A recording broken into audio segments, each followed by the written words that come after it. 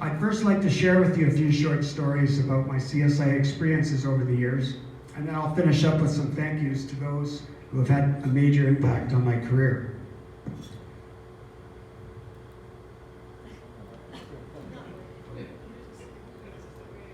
Try it again, Cam. Got it? Try it once more. There we go. There's an old one. So, as an ex-ski racer and coach heading to my first CSIA course, I was pretty excited. I was on the road to Grey Rocks in Quebec from Ontario, barely a nickel to my name, one pair of wholly long underwear and a beat-up old ski jacket. But I was pretty excited about going to this level 2. And you might expect that this level 2 could be a life-changing experience, and that the level 4 examiners at that time, not course conductors, they would be imparting supernatural ski knowledge upon the group. Well, I'll tell you, the supernatural knowledge part happened, the life-changing experience part happened, but not quite the way you might expect. On the second day of the course, in the pouring rain at Grey Rocks, while attempting to learn how to demonstrate snowplow turns, which I thought would be pretty easy, the examiner managed to make 7 of the 9 candidates break into sobbing tears.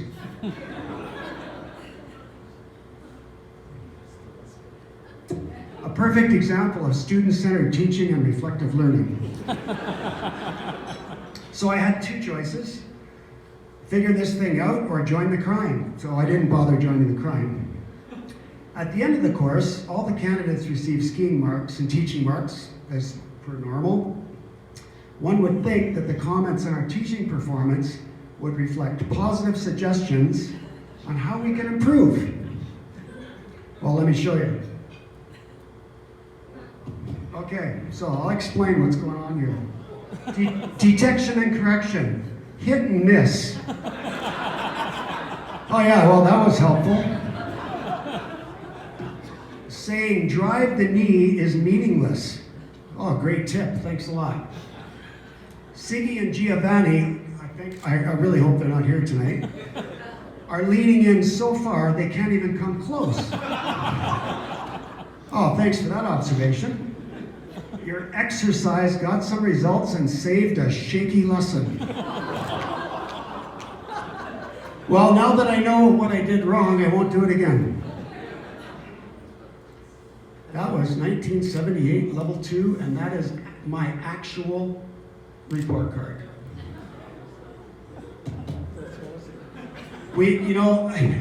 I'm making fun of this level 2 sheet, but in actual fact, that was the way it was. I mean, that was part of the culture at the time in the 70s. They didn't know any better. But we've really come a long way, and although this may not have been the ideal feedback, it did have a profound effect on me. I passed.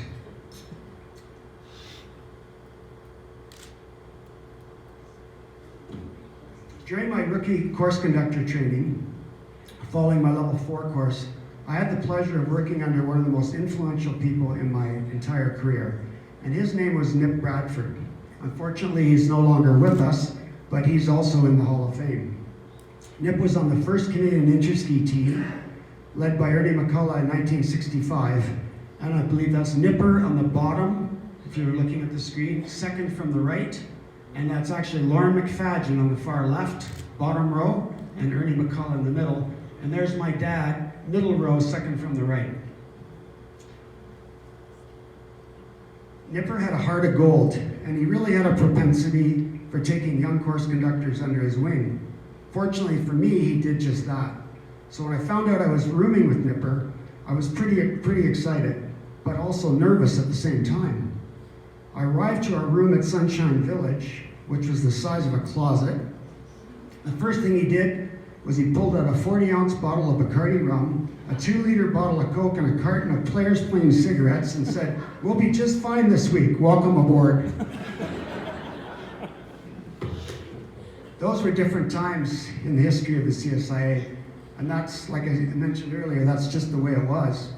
So after a memorable start to the week, I immediately became very comfortable around Nipper and his approach. When he did leave one comment with me, that week that I still keep close to my heart. He said, "Don't worry about the technical stuff. I can see that you really care, and that your candidates can see that." Ever since that day, I've always tried to teach with the same passion, and care in mind.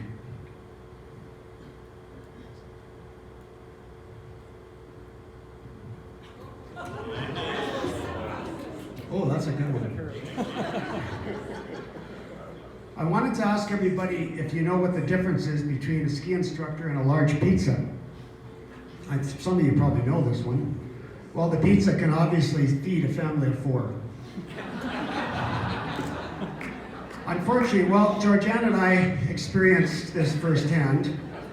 And fortunately, we were able to move past the point where we had to move light bulbs from room to room in order to see, because it wasn't payday yet and we couldn't afford new bulbs. But once we got to a point when we were good enough skiers to obtain a sponsorship for equipment and got offered a clothing sponsorship, well, we really figured we'd hit the big time. But what nobody realized was we were skiing around in $1,000 ski suits but couldn't afford to buy the matching T-neck or toque to go with it. Those were the hungry years. Oh, that one. Oh. There. As course conductors, there comes an expectation from our peers that we are professionals, and we have a lot of experience and knowledge in skiing. I always try to share that knowledge and present myself in a professional manner. Every once in a while, it backfires. One week, while conducting some staff training in Mount Washington, Georgianne and I had our son Cody with us. So imagine, here are 2 very experienced ski instructors. Georgianne was chairperson of the Children's Teaching Committee at the time. You'd think that we'd know what we're doing out there. It was a beautiful day. I took 2-year-old Cody out skiing during my lunch break. After our first run, we were riding the chair, and he kept pointing at his foot, saying something about his boot. I couldn't really make it out or understand him. Being the concerned parent that I am, I said, "What's wrong?" He couldn't really describe it. So I said, "Well, of course, let's keep skiing." Next chair ride, the same thing. Next chair ride, same thing again. So we just kept skiing. Finally, we did our last run. I dropped him off to go skiing with Georgianne. At the end of the day, Georgianne asked me if Cody was complaining about his foot. And I said, "Well, yeah." Sure enough, if I paid a little more attention, I would have realized we had jammed Cody's foot into his ski boot in such a rush, we forgot to take out the tube of sunscreen, and he'd skied for over an hour in agony.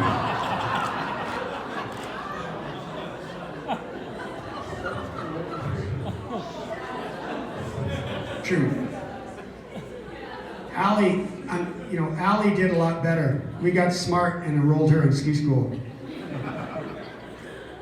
We have many stories from years of skiing adventures, and as I'm sure you all do, it's a great sport for that. Finally, here I'm at the thank you part. There are many, many people who have guided me, mentored me, and worked beside me over my ski career, all who have influenced my career in a positive way. But there are too many to mention tonight, so for those of you I don't get to, thank you very much. First, I'd like to thank my mom and dad, who are no longer with us, for the time they spent starting me skiing at about the same time I started walking. I grew up going to the ski hill every weekend as long as I can remember. My dad always wore his jacket, proudly displaying the CSIA crest. As a young skier and racer, I remember my dad heading off to courses, refreshers, updates with the CSIA, and then one day he came home with a photo of the first Canadian interski team led by Ernie McCullough. That's Nip Bradford on the far right, Ernie in the middle, Lauren McFadgen on the left, and I'm not sure which, Guy Wutz and John Hanna. So I asked my dad what this synchronized thing was all about. He explained about the team and was very proud to have worked for Ernie at Tremblant. He instilled the love of sport in me and allowed me to pursue this passion through ski racing and teaching. He was my first coach, gave me my first coaching opportunity. But years later, there it was, he had the 65 interski photo on the wall, and he was so proud to hang one of me leading the 91 team right beside it. He would be absolutely thrilled to see me receive this award here tonight.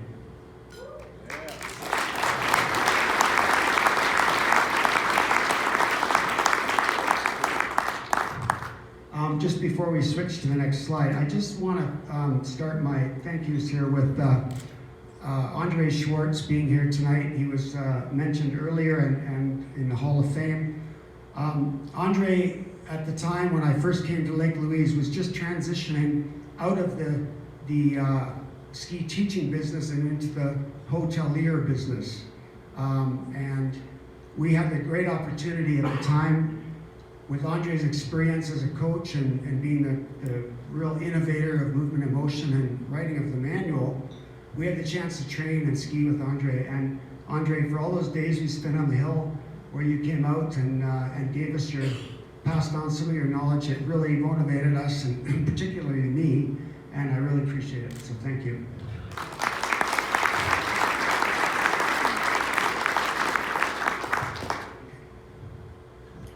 Oh, that's an old one.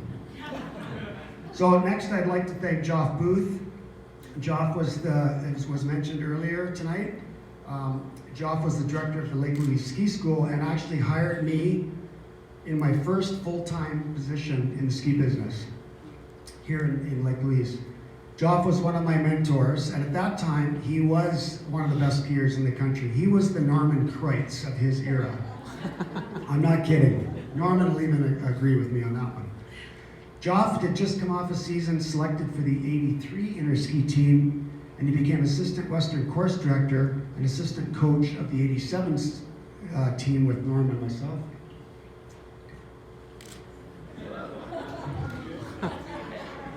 You remember those days, Joff? Joff had a huge influence on my decision to continue to pursue skiing as a career, and he set a really high standard for me to shoot for. Joff, thank you for taking a chance on an ex-ski racer from Ontario.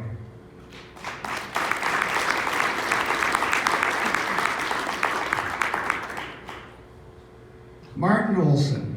What can you say about Martin Olson? Martin, as Western course director, gave me the opportunity to train as a rookie course conductor. Over many years, I had this amazing opportunity to learn about skiing and grow as a teacher and course conductor under Martin's guidance. He looked at skiing and teaching, and still does, in the most inquisitive way. He was an amazing mentor and became my inter-ski coach, provided incredible guidance and insight into the training I needed to improve. I can't thank Martin enough for his incredible support all these years as my boss, coach, and longtime friend. Thank you.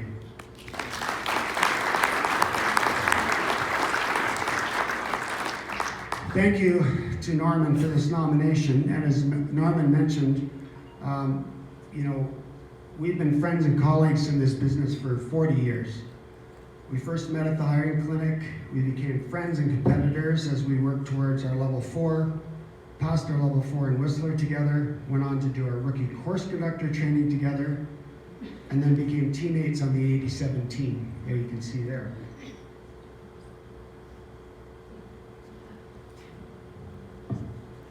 Sorry, go back one. One of the most memorable and thrilling moments for me was when Joff Booth, as our coach at Interski, paired up Norman and I to do a number of demonstrations together at Interski 87. And there we were on home turf right here in Banff, and there's a picture of us in one of our maneuvers we were doing. I owe Norman a great deal of gratitude, for without him, I likely would not have reached the level of skiing success I enjoyed. He set the skiing bar so high and always pushed me to be my best. Norman always encouraged and supported my efforts in everything I did. We worked on many committees and projects together, and although we didn't always agree on everything, Norman was always the utmost professional, helped us work toward our common goal, and I can't thank you enough for all you do.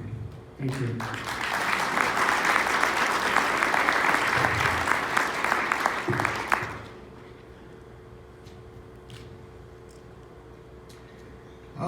Thank you to the CSIA. For all of the opportunities you've given me, I owe the CSIA a great deal. Level 3 was the minimum requirement for me to obtain my visa to coach and teach in New Zealand the first time. Without the CSIA's internationally recognized standards, those opportunities would never have existed for me. The opportunity to represent Canada at 3 interski events helped give me credibility and really helped open the door to a lifelong ski career. The CSIA's relationship with Mike Wigley opened the door for me to observe and participate in the Canadian Ski Guide course, which led to me working as a heli ski guide and moving up my family to Blue River, where they really experienced a truly magical place in the mountains. The CSIA provided the opportunity to push myself forward and achieve the highest standards in the business. The opportunity to be part of an incredible community of skiers and members sharing their love of the sport is truly priceless.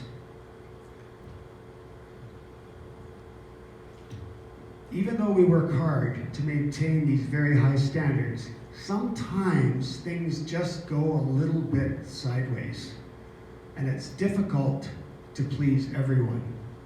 For example, one day when we lived in Whistler, I was in the driveway in the summertime, cleaning my truck or doing something. And out of the corner of my eye, I spotted this person kind of walking down the road, but something was odd. They seemed to be on a mission. This young gentleman approached me in my driveway, had a stern look on his face, and he said, "Are you Cam Watson?" I kind of puffed out my chest and got ready for the, and I thought, yeah, that's me. "You are a bleeping asshole and failed me on my level 3.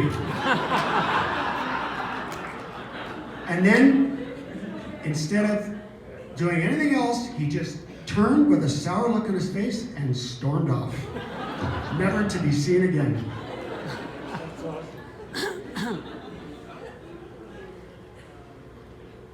The greatest gift of all was the opportunity to participate in a sport I love while being able to provide for my family. Cody and Allie were both a big part of that, and they experienced my passion for the sport, and they've developed their own passion for snowboarding. They're still involved in an outdoor sport they both love. As a parent, you couldn't ask for anything more. Georgiana and I are both so happy to see Cody and Allie living, working, and enjoying their life in the mountains and sport.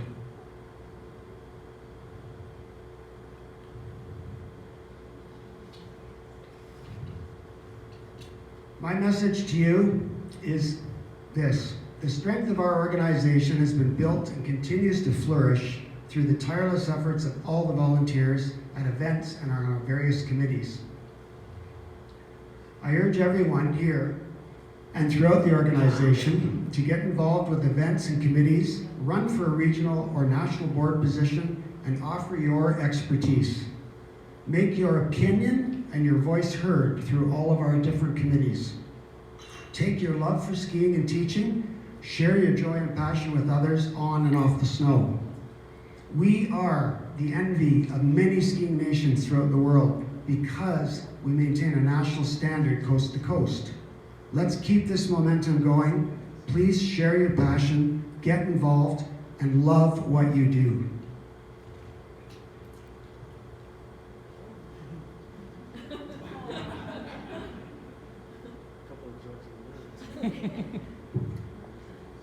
I'd like to thank Cody and Allie for always supporting everything I've done through my skiing journey. The many weeks traveling, teaching courses, training for interski, all took me away from home, and both of you. You always embraced it without question. Thank you.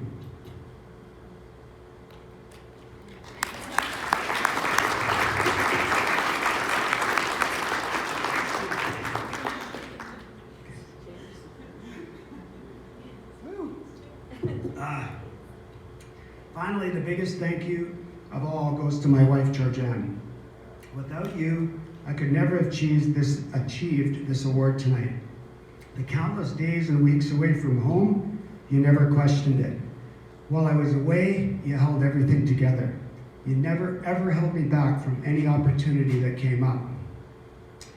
While we were in Fiji for 2 weeks on our honeymoon, I had to check in with the ski club in New Zealand where I was coaching.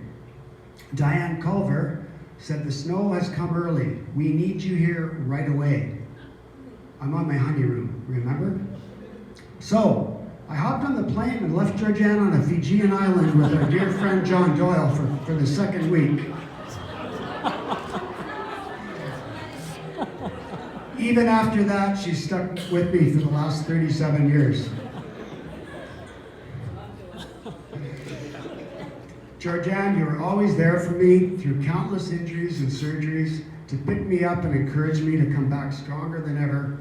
And I'm so fortunate to have you and be able to pay it forward while you work tirelessly in achieving your doctorate degree in education. Thank you.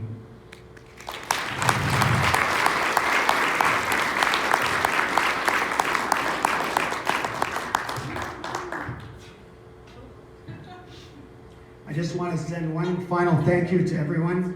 Thank you all so much for coming here tonight. It really means a great deal to me, and for taking the time to share this award with all of us here in Banff, where it all started. Thank you.